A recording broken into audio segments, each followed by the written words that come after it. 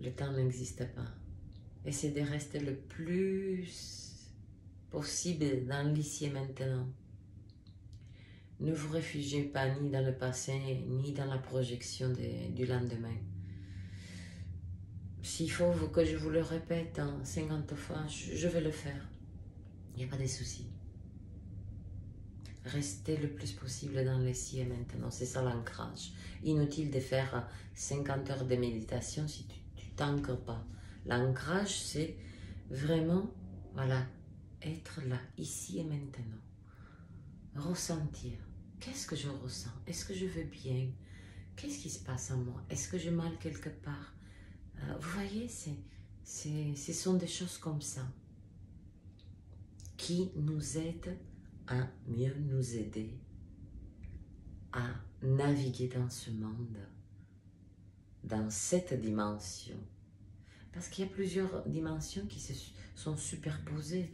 Quand on parle des êtres qui ascensionnent, c'est ni plus ni moins qui élèvent leur vibration et ils ont accès de plus en plus à des informations, à des connaissances, à du savoir tout simplement pour aider l'humanité, pour assister certains êtres de manière très précise, parce que je vais vous dire un truc, on appelle les guérisseurs, les magnétiseurs, que ce soit les travailleurs des lumières, les artisans des lumières, les enfants cristaux, les enfants indigo,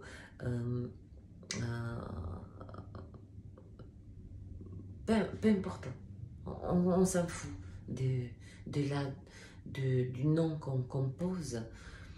Sachez que dans ce monde, ils sont placés dans des endroits précis, stratégiques, par l'univers.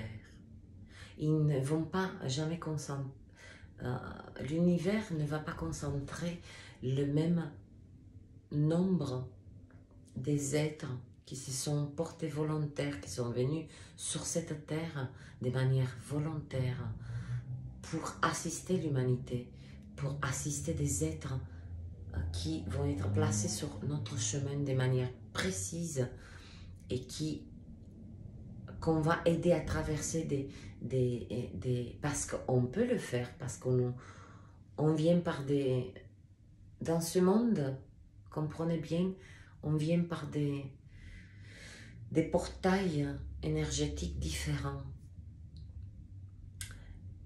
Et il y a des êtres que, déjà quand ils sont venus dans ce monde, je vous ai parlé, il y a des êtres qui, dès leur venue dans ce monde, ils viennent déjà avec un bagage hyper lourd. Leur souffrance commence dès leur premier souffle. Puis, il y a des êtres qui, dès leur plus jeune âge, on a la sensation que ce sont des vieillards, tellement ils ont une maturité. Parce que ce sont des vieilles âmes. Ils ont fait ce passage, donc ils ont tout le savoir et tout le... ils savent reconnaître qui aider, de qui ne pas s'approcher. Et ça, ce sont des grands détecteurs, surtout d'ombre. Donc, s'il y a quelques-uns d'entre vous qui se demandent qu'est-ce qu'on fait ici, pourquoi on vient dans ce monde, c'est tout simplement que la plupart d'entre nous, on s'est porté volontaire pour élever le taux vibratoire, bien que nous allons vivre notre expérience de vie terrestre. Je veux dire, le principe est de nous amener à avoir un pied dans la 3D, donc matière, et dans la 5D, le céleste. Au milieu, il y a la 4e dimension qui permet de faire cette transition. Parce que si tu sautes de la 3e à la 5e D, tu ne vas rien comprendre. Soit tu vas perdre pied, ça veut dire que tu vas rester perché à jamais, Voilà, donc il faut avoir bien un pied dans la 3D et un pied dans la 5D. Et ainsi, nous aidons chacun à notre niveau d'humanité, des êtres bien précis, comme je vous le répète, qui sont placés sur notre chemin, qui paraissent au premier abord pas en grande détresse, mais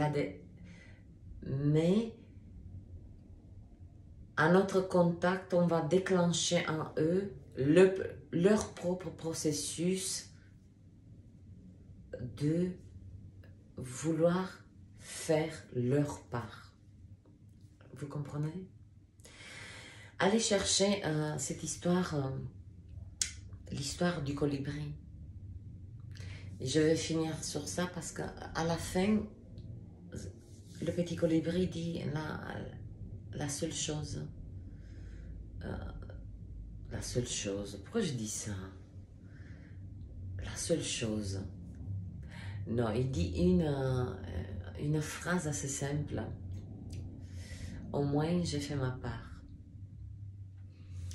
À mon tour, je vous le dis, et je le sais, j'ai mon évidence, ma conviction personnelle que je fais largement ma part. Bisous.